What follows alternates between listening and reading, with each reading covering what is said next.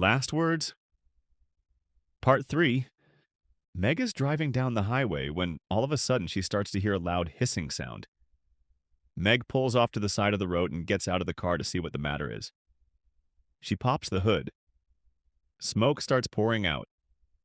Meg is not sure what is wrong with the car, but she knows she has a big problem. Meg looks around for help. Just her luck, she sees there's a house not too far down the road. Meg arrives at the small house. A young man is working in the yard. He is chopping some wood.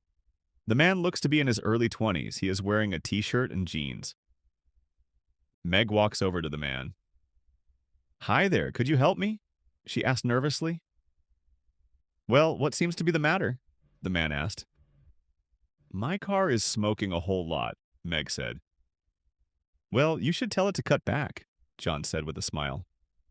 "What? Oh, haha." Meg cracks a smile. "Okay, I'll take a look at it. I'm not promising any miracles." The name is John Sims. John offers his hand to Meg. Meg shakes his hand. "Meg White." "Cool, let's see what I can do," John said. They walk over to Meg's car, parked on the side of the highway. John looks the car over. "Well, I'm not sure. I might be able to fix it." A car whizzes by and scares John. "But we must move the car first before one of us gets killed by a car," John said nervously. "Yeah, it's dangerous out here," Meg said. "Jump in and steer, and I'll push," John said. "All right." Meg gets into the car. John pushes the hood down to close it. He walks to the driver's side window where Meg is sitting. Meg smiles. "Yes?" "Turn the wheel all the way to the right, then just keep it straight once it's in the driveway." "Got it," Meg said. "Perfect." John walks to the back of the car and starts to push. John's yard is slightly downhill from the highway, so it moves pretty easily. But once John's yard levels off, it gets too hard for John to push anymore. "All right, that's as far as I'm going to get it," John said in a tired voice. Meg leans out the car window and looks at John. "Okay." John walks over to Meg while she is still sitting in the car. "Pop the hood, would you?" "Got it." Meg leans over and pops the hood. John walks to the front of the car. "Now let's see if I can fix this thing." He starts working on the car. Meg looks around and finds her cell phone. Her phone has no signal. "Damn!" "What's that?" John asked. "Nothing," Meg calls out. "Okay." John spots what is wrong with the car. He sees a crack in the radiator. "Ah, there she blows." "Fixed it?" Meg asked, hopeful. "No, but I found out what's wrong with it," John said. "What is it?" Meg asked. "Cracked radiator," John said. "Can you fix it?" "Yes, but only temporarily," John said. "Will it take long to fix?" "A little while, but not too long," John said. "Can I use your bathroom?" "I don't know, can you?" John asked, being funny. "What?" Meg frowned. "Oh, may I use your bathroom?" John smiles. "Sure, I'm just messing with you. When you go into the house, it is going to be on your left. Door's open. Just go on in." "Thanks," Meg said. John goes back to work and Meg heads into the house. The house has a very masculine look to it. It looks old with faded green wallpaper. There are pictures on the wall that look to be of a young John, but there are no recent pictures of him. Meg looks out the window and sees John working.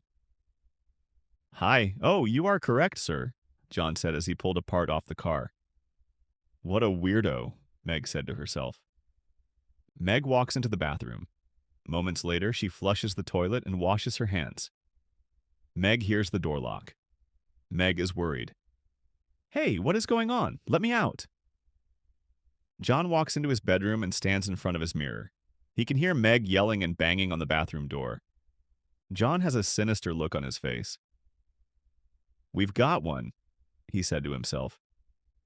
His demeanor changes, and then he answers himself with a torn look. "Wait, I'm not so sure." He changes back. "We must. We made a plan and we're going to stick to it." Don't wuss out on this now. Don't be a baby. You're a baby, aren't you? Baby, baby, baby! He changes once more. Don't. Stop, I don't like that name. The sinister mind returns, bye-bye. Then it fades to a frustrated and weakened look. Stop! John looks down at the floor. Then he looks up with an evil grin on his face. Meg is still screaming. John walks past the bathroom door. Meg pleads. Please don't hurt me. I'll do anything you want. Just please don't hurt me. God help me, please. She starts to cry. John walks out the back door. The detective Peters and John are still in the interrogation room. John is reminiscing. I haven't talked to my better half since you caught me. They've got me on so many pills it's hard to be myself. Who knew that change that took place in front of that mirror would be the beginning of something special? You locked her in a bathroom? How long did you keep her there? Peters asked. Long enough to develop the right mindset when taking on any new task or starting any new hobby, in my case. It is best to prepare your mind for the job, John said slyly. Detective. Peters is disgusted by John's detachment when talking about this subject matter. Horrifying. And I also had to find the right tool for the job. It all goes a lot smoother when everything is properly planned, John said. You know, you're a son of a bitch, Peters said.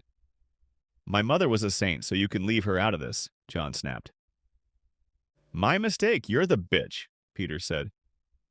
Ah, the use of foul language, the sign of an educated person, John said sarcastically.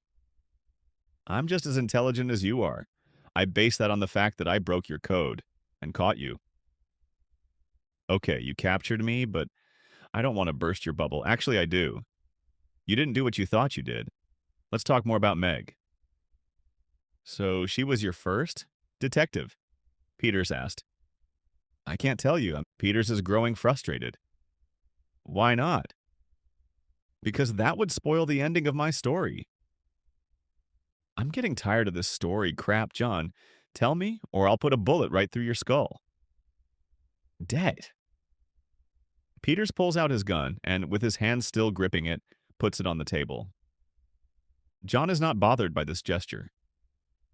Ooh, big man with a gun, but if I die, then her whereabouts dies with me. So, calm down and let me finish my story. Her family has waited 30-plus years. A little bit longer won't kill you. John smiles. Fine, finish your story and hurry it up, Peters said. Be patient.